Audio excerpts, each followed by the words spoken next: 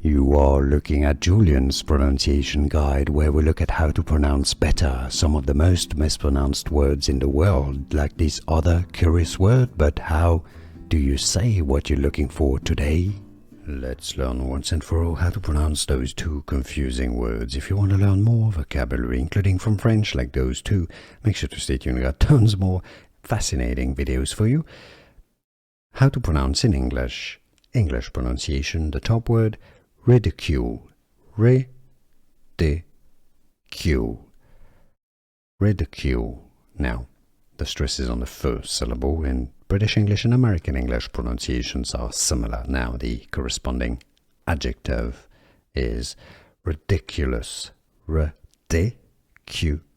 The stress this time is on the D, the second syllable. So, ridicule, stress on the first syllable. Ridiculous, if you're curious, it comes from French ridicule. And now you know.